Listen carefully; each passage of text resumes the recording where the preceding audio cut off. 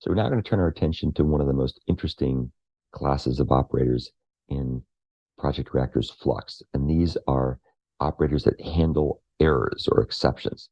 And there's a number of them, and they're fairly subtle in how they're used. And this is particularly true in comparison and contrast to things like parallel streams, or completable futures, or even the RX Java classes, which don't have as powerful a set of error handling operators. So let's go ahead and talk about the three different operators: onErrorContinue, onErrorResume, and onStop. So we'll start with onErrorContinue. And what this does is it recovers from errors by dropping the element that's causing the problem from the stream and then continuing with the next element in the Flux stream. So it basically is what we sometimes call an error masking approach. The parameter that's passed into it is something called a by consumer, and that's fed with errors that match the predicate and the value that triggered the error. And the type of error is a subclass of throwable. Throwable is kind of the base interface of all exceptions in Java. Now, onErrorContinue returns a flux that attempts to continue processing even when an error, which is going to be visible through an exception, occurs. So we'll see that the idea here is you want to keep going. You want to continue. You don't want to stop when something goes wrong. Now, one of the things that this particular operator does is it swallows the exception. So it doesn't propagate up the call chain any further. This is sometimes known as error hiding. And there's pros and cons to that. If you can truly replace the error result with a useful value, then swallowing an error is fine. But sometimes you can't mask it.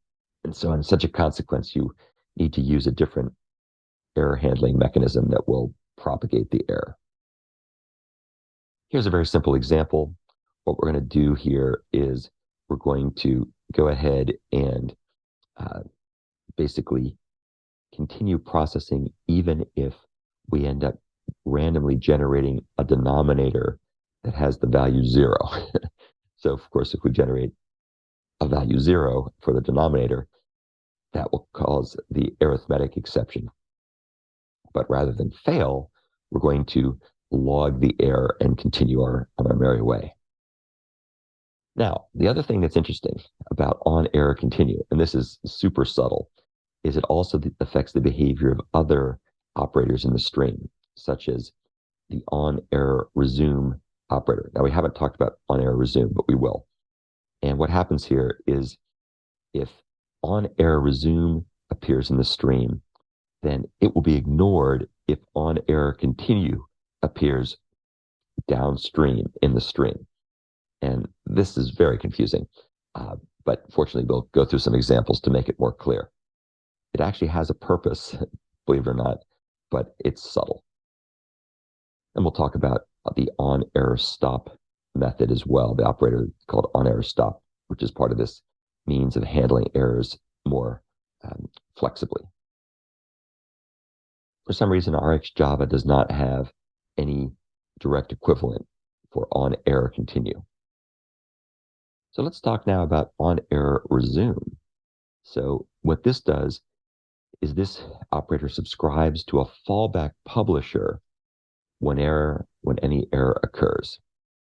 And the parameter that's passed to the onErrorResume operator is a function that chooses the appropriate fallback behavior, depending, of course, on the type of the error. So if it's arithmetic exception, it'll do one thing. If it's Java null pointer exception, it'll do something else, and so on and so forth. And the type of the error, of course, is passed in as a subclass of throwable. Once again, any error condition, any exception in Java can be handled that way. Now, what onErrorResume returns is a flux that will fall back onto the given publisher when the specified error occurs. So when the onError method delivers an exception event and a throwable, then this method can take over and resume processing after falling back to some other value. Much like onErrorContinue, this operator also swallows the exception, so it doesn't propagate up the call chain or call stack any further. So it also uses the error hiding mechanism. And here's a very simple example. When we have a situation where we might divide by 0, then in that case, onErrorResume can just return an empty flux, which means that processing will stop at that point, but the error will be swallowed. The exception won't propagate up the call stack. And we'll take a look at an example here shortly to see how this works. Now, you have to be very, very careful when you use onErrorResume in conjunction with onErrorContinue. And as I mentioned before, if onErrorContinue occurs after onErrorResume, then the onErrorResume operator will be skipped. And once again, as before, as we talked about briefly, there's good reasons for this. We'll show some examples to illustrate how that works here in just a minute. There's a onErrorResume next operator in RxJava that works like onErrorResume in Project Reactor. Why they have different names, I don't know. There's also an exceptionally method that's defined on Java Completable Future that behaves in very much the same way that these methods do. It handles errors or exceptions that occur in asynchronous calling chains. So now we're ready to talk about onErrorStop.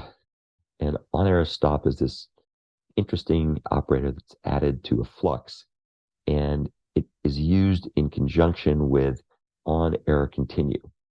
So if the onErrorContinue operator appears downstream, then we'll revert to the stop mode where errors are terminal events upstream if the onErrorStop method occurs. Very complicated. It returns a flux that terminates on errors even if onErrorContinue was used downstream. So it's basically a way of short-circuiting or stopping or suppressing the use of onErrorContinue.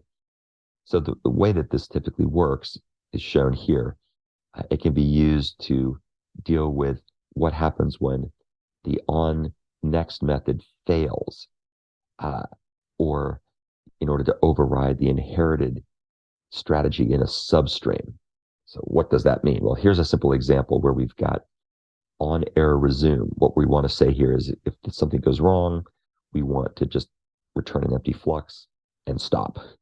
And so by using onErrorResume followed by onErrorStop instructs the Flux stream to ignore the onErrorContinue semantics, which would otherwise override the use of onErrorResume. If you're asking yourself, wow, this is super complicated, why is it so complicated? You're right, it is super complicated, but it comes in very handy if you want to be able to often continue, but not always. And so this is a way to prevent continuations. If there's no onErrorContinue further down the stream, then onErrorStop is just essentially a no-op. RxJava has no direct equivalent, which makes its error handling a bit more limited than Project Reactor's. And that probably explains why this feature was added to Project Reactor. Project Reactor came later than RxJava, so they cleaned up some things that were a little bit wonky in RxJava. So that's the end of the discussion of error handling operators. I wish it was a little bit simpler, but there's reasons for the complexity, and when we look at the case study, you'll get a feeling for why they're there.